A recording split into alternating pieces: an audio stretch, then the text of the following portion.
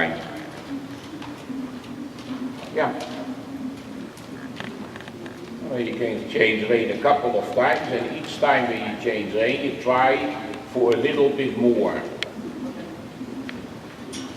When your feeling starts out very well in the beginning, then you can say over X, I can really ask for and see where we are, where we end up. Yeah,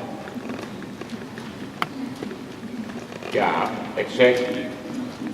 So long you take care that you don't come in front of the shoulder. And that you said when he goes bigger, I always have an idea that I stay behind the shoulder. Then you give him, first of all, you keep him up in the front, number two, you keep the shoulder up and free.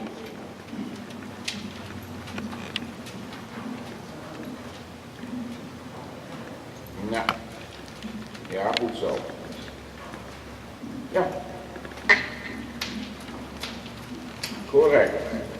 And by the clicker, a little bit more active on the arms. Yeah.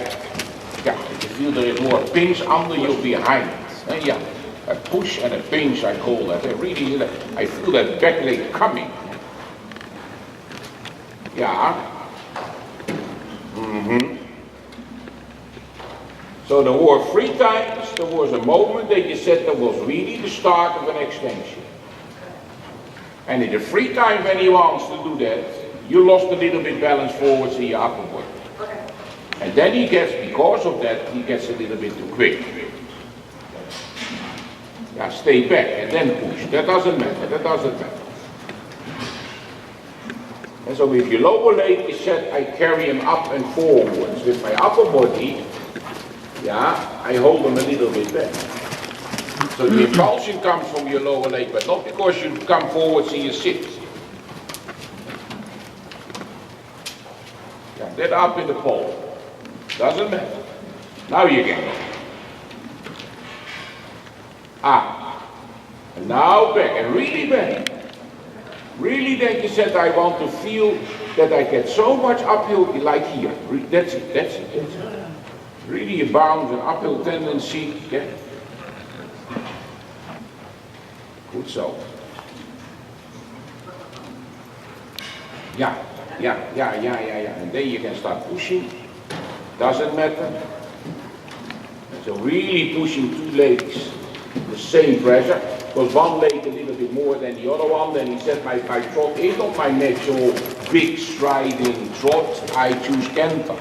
You really have to have pressure between your 2 legs the same. Keep them balanced. That start looking better. Yeah. But when you pressure one leg more than the other one, it can be canter. When it doesn't come canter, then it comes in reality irregularity. Good, so but there he has to go now in his working trot, that you said I really get the pinch and I really get him up at the top line.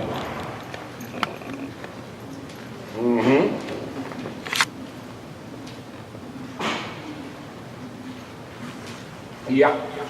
But the more you can develop, let's say, a gated trot, the more you come to an extended trot.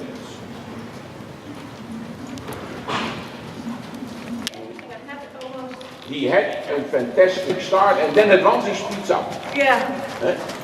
So that is why I said, when he goes, stay with your upper body a little bit back. Stay a little bit waiting position. Don't move too much forward in the position.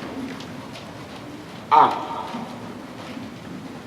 because he doesn't have a natural long extended stride, when you come a little bit in front of the movement, then he put his handjes a little higher, and then he dives a little bit down on the forehand, and then he gets only quick. You have to carry. Yeah. That doesn't matter. You have to figure that out. So this is that. Balancing good so. That. In your normal talk, you do a hell of it. Now quiet. Yeah, quiet. Otherwise you overpower him. So calling with the sit, calling with him. Then you feel he wants to go. Then you feel he is going.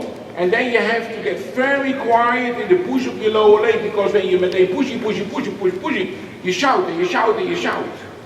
You ask, and then your leg socks to his body, and then it stays there. Yeah, it stays there. Oh, do you feel the difference? Yeah. But when you are having a start and your legs are bam, bam, bam, bam, bam, bam, bam, he said, yeah, what do you bump for my man? Then you bump them out of rhythm. And then he started running, oh, you choose for canter. Closing, but not bumping. Yeah, that on the end, that was a nice moment of extension. One more time and then you do something else.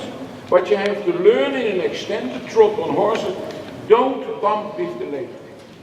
You make a half hold, you come deep in, you close your leg, your horse wants to go, then you said my leg stays there, this pressurizing and not bumping. You carry them on your leg. Yeah. Walk.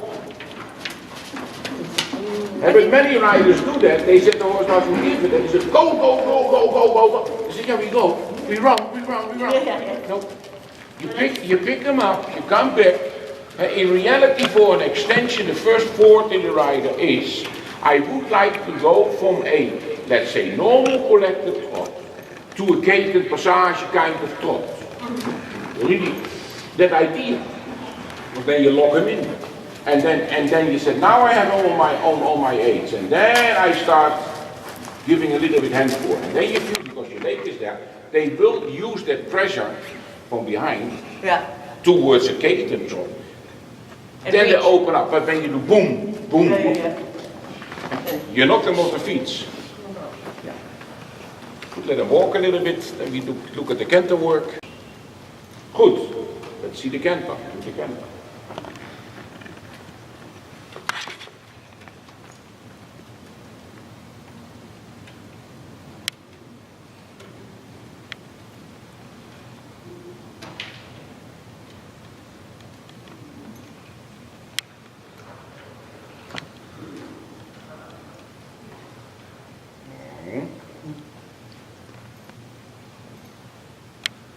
Yeah.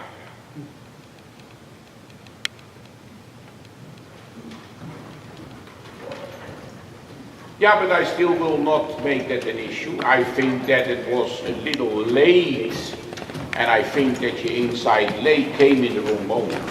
So I will just let it be, because he proceeded to together. He is together, so something is that my horse was wrong.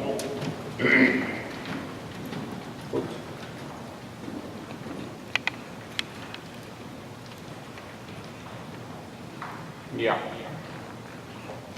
So just before the corner, you see that he wants to hold a little bit to the right. So the last 2-3 steps when you enter, when you come to the corner, you said, I write, or I plan, or I execute, or I ask, whatever you want to call it, shoulder 4.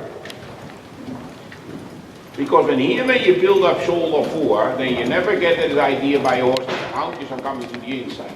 Because you prepare yourself. And I don't talk about shoulder 8, that we do the most advanced horses. But that is how you start to ride very, very deep, very controlled corners. Because every horse in the corner would like to go with the houndjes inside, because then they don't have to have full elevation. Yeah, because the more they have to use the inside leg underneath the shoulder 4 to the corners, the more elevation you get. You don't have to bring the top line up, the top line goes up. The right corners of shoulder 4 in your head. But you feel when you ride it that the horse really jumps up to the outside range. And I really feel they sit 2 steps on the houndjes down. And that is what I do when I start thinking about pirouettes. On my horses. Then I said I want that they can sit 3 strides in the corner.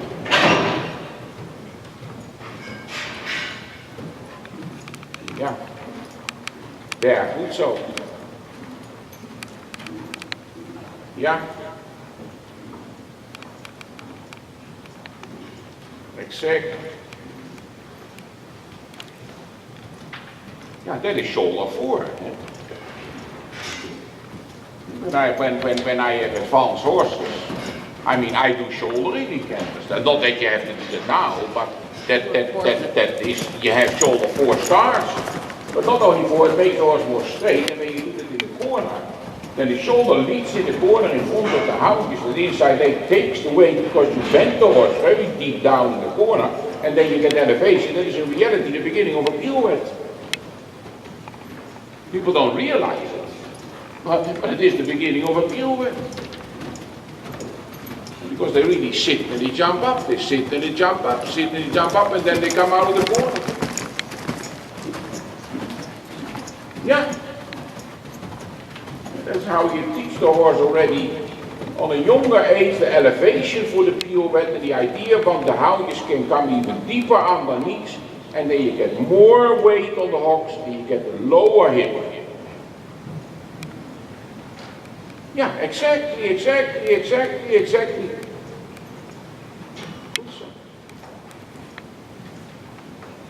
And so one day in your training you practice this with your circles, and another day you said, I ride medium canter on the long side, but then I have already implanted the idea of shoulder 4 to the corners. That makes it for me as a rider much easier to collect my horse by thinking shoulder 4 out of a collection, because 9 of 10 horses in the collection go group in or in the extension.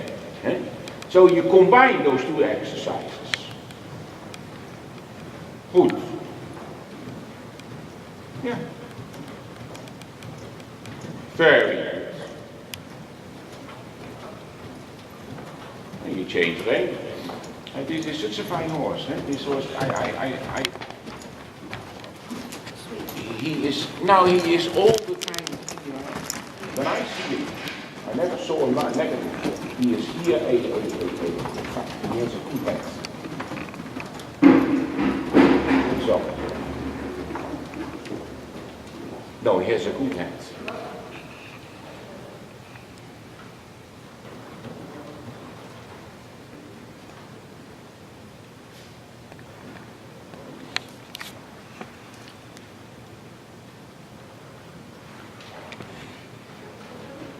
Left leg. Close your left foot so. No. Shoulder 4 left. Foot so.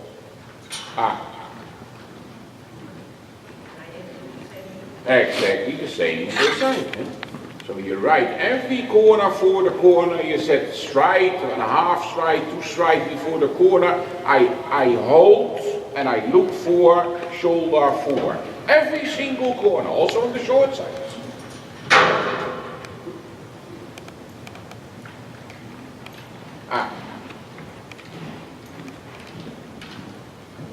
Yeah. Good.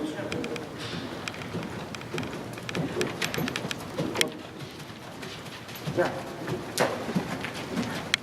So when you feel I ride to the corner and my jump goes higher, the wither comes more towards my sit. That means the arch will be higher. Then also you should feel that your sit is pushed a little bit into the outside shoulder. Why? Because then the left leg is pushing you to the outside shoulder. And when that works, then you said, okay, then I have my exercise done. And that is hard, yeah, exactly. And we hold pressure on the inside sit bone. But that doesn't mean that the horse should move the rider in the saddle to the left. In a turn, you have to be able to sit in the center of the horse. That means when I sit in the saddle, I like that feel they try to push me a little bit into the outside shoulder without that the hounds are swinging sideways. Good so. Yeah. Good so. There. That is a nice corner. That's difficult. But and then you come to a point, to a moment, and you got that deep down into the corner that your outside legs start guarding a little bit more. And when that is accepted, okay, then not that we do it, but that's then in reality the aid for the pirouette.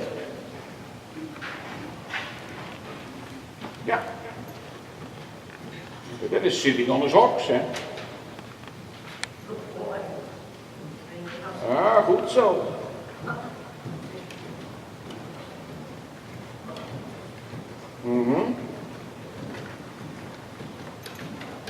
Goed zo, walk. Dan.